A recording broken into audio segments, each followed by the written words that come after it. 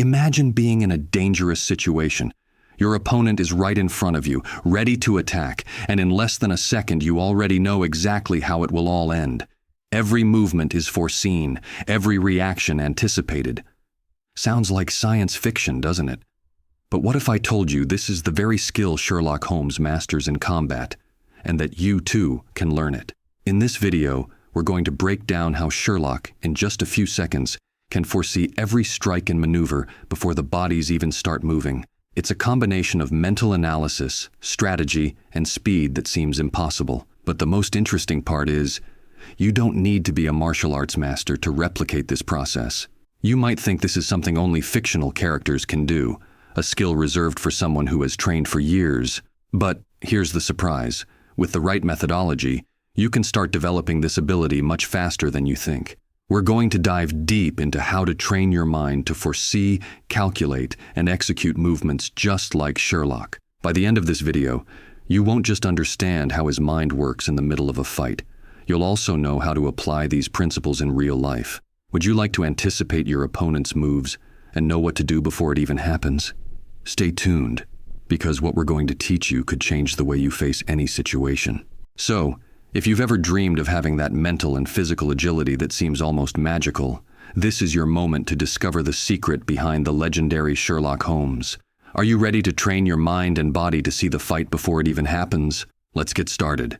Now that you want to know how Sherlock Holmes manages to anticipate every move in a fight, let's talk about the secret behind his skill. The first step is mastering situational analysis.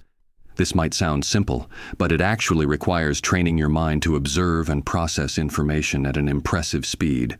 But it's not as easy as just looking around. It takes practice and a sharp focus on details that most people overlook. So if you want to replicate this ability, you need to learn to observe like Sherlock.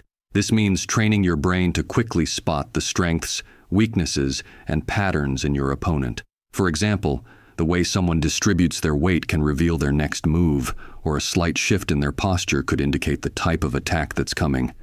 But this level of observation doesn't happen automatically. Therefore, you'll need to start with basic observation exercises. Begin by paying attention to small details in everyday interactions. If you're in a conversation, notice how people move their hands, how they breathe, how their tone of voice changes. All these factors reveal crucial information, and this is exactly what Sherlock uses to stay one step ahead.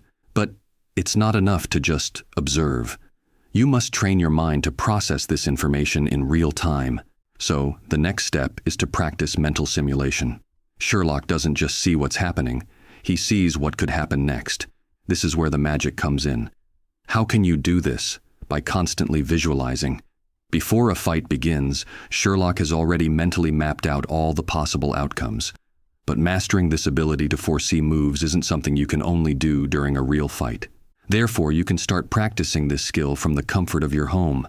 Every time you watch a martial arts video or a fight scene, pause the video and ask yourself, what will happen next? How will the opponent react?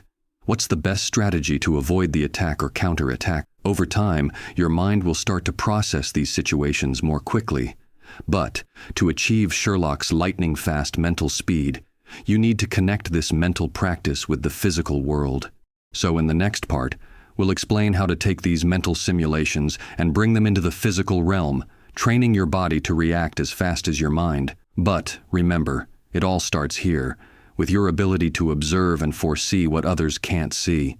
Now that you understand the importance of situational analysis and mental simulation, it's time to take that ability from your mind to your body. Sherlock doesn't just visualize his opponent's movements. He knows exactly how he's going to execute each strike with millimeter precision. But this physical control doesn't happen by magic, and it's not enough to just imagine it. You need to train your body to respond with the same speed and accuracy as your mind.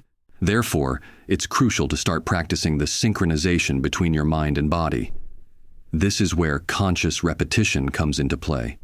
Sherlock has an impressive mental advantage, but he also masters his body through constant practice. But it's not just about mindlessly repeating movements over and over. So when you start training, you must do it meticulously. Every strike, every movement you've visualized in your mind now needs to be physically practiced, but slowly at first. This is where patience plays a key role. Start executing each technique in slow motion, paying attention to every small detail, the position of your feet, the tension in your muscles, the direction of your gaze, but don't rush. The most common mistake is trying to move fast without mastering the technique. That's why it's essential to understand that speed without precision is useless. Your goal is for every movement you visualize to be perfectly replicated physically. But how will you know if you're doing each movement correctly? So the key lies in feeding back your mental simulation. After physically practicing, go back to visualization. Imagine the movements again, but this time with the physical knowledge you've just gained. But now, correct any errors you noticed during practice. Repeat this cycle: visualize, execute, mentally correct, and practice again. As a result, the more you practice this process, the shorter the time becomes between your mental simulation and physical execution. What started as a slow and calculated exercise will eventually turn into an automatic and precise reaction, just like Sherlock does in seconds. But don't get discouraged if you don't immediately connect everything at first. So the next phase is to bring it all together.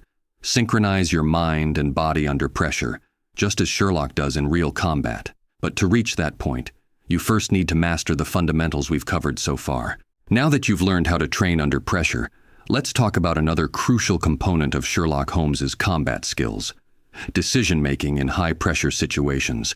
This is one of the reasons why he seems unbeatable in combat. His ability to make the right decision at the exact moment allows him to overcome his opponents, even when the odds are against him. But how can you improve your ability to make decisions as quickly and accurately? First, you need to understand that making quick decisions doesn't mean acting impulsively. In fact, Sherlock is the complete opposite of impulsive. He calculates, analyzes, and processes information at great speed, but always with logic and precision. However, reaching that level of mental speed doesn't just happen on its own. It requires training and, most importantly, experience. So the first step is learning how to process information more efficiently. This means training your brain to focus on what truly matters in a combat situation. But how can you do this without feeling overwhelmed by all the details? The answer lies in prioritization. Therefore, when you face a complex situation, don't try to process every little detail at once. Instead, train your mind to focus on the most important variables: your opponent's posture, their angle of attack, and possible escape routes. Like Sherlock, you need to filter out what's irrelevant and focus only on what gives you an immediate advantage. However, this ability to prioritize information doesn't develop overnight. As a result, you need to practice in controlled scenarios where you force yourself to make quick decisions. Start with simple exercises, like reacting to unexpected attacks from your training partner. As you improve, introduce more complex situations where you'll have to choose between several options in just seconds. But don't forget to reflect after each session. That's why feedback is a key component in developing this skill. After every training session, take time to analyze your decisions. Did you choose the best move? Was there a more efficient option? Sherlock constantly evaluates and refines his tactics, and you should do the same. But it's important to be honest with yourself and not settle for superficial answers. As a result, every time you train, you'll become more efficient at making decisions under pressure.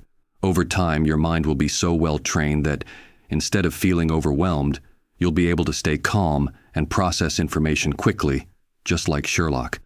But remember, perfection in this area doesn't mean never making mistakes. It means learning from every single one of them. Finally, to take this skill to the next level, you must learn to manage not just the technical decisions of combat, but also the emotional ones. Sherlock is able to remain cool and calculated, even in the tensest situations. But how do you stay calm when everything seems to be against you? So, in the next step, we'll break down how to manage emotions during combat and maintain complete control, both mentally and physically, even in the most extreme situations.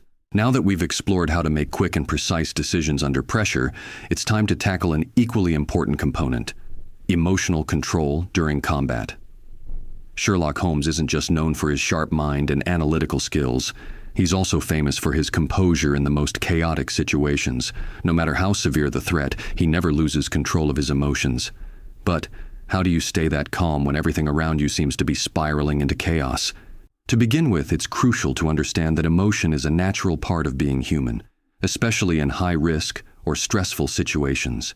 However, letting fear, anger, or anxiety take over can make you vulnerable.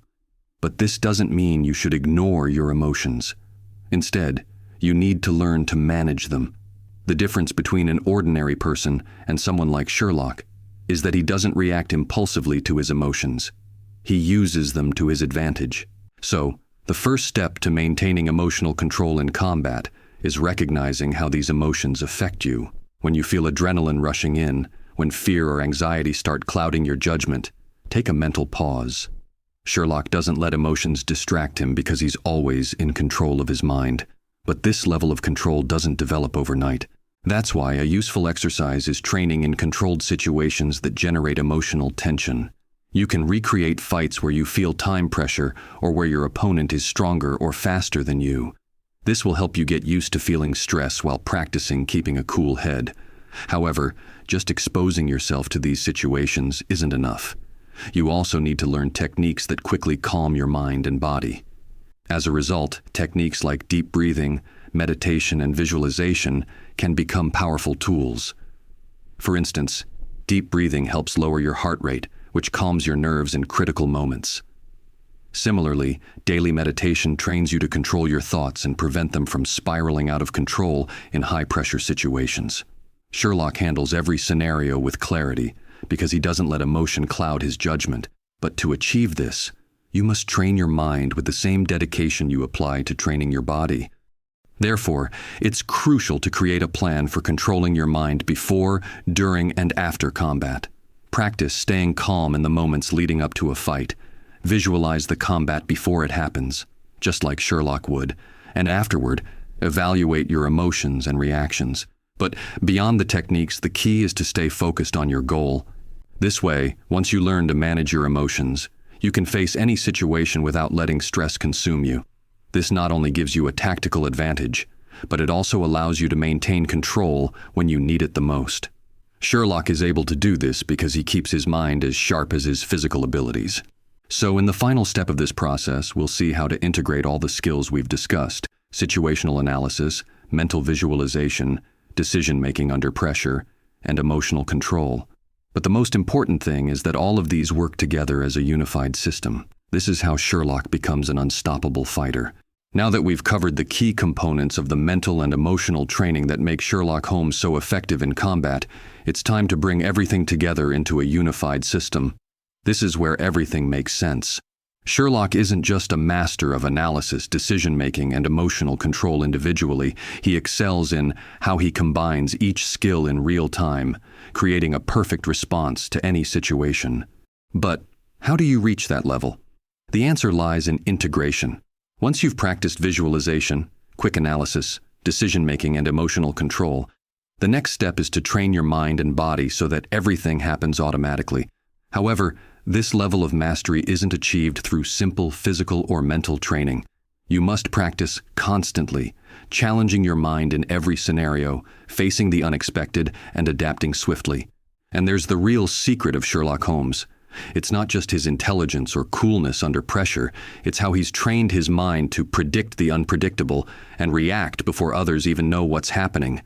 If you manage to integrate all of these techniques and make them work together, you'll have taken a huge step towards becoming a master of anticipation and control, just like Sherlock. And the most fascinating part? This is just the beginning. We've seen how these abilities apply in combat, but what about other areas of life? Can you imagine using these same techniques to tackle everyday decisions or complex problems? The possibilities are endless.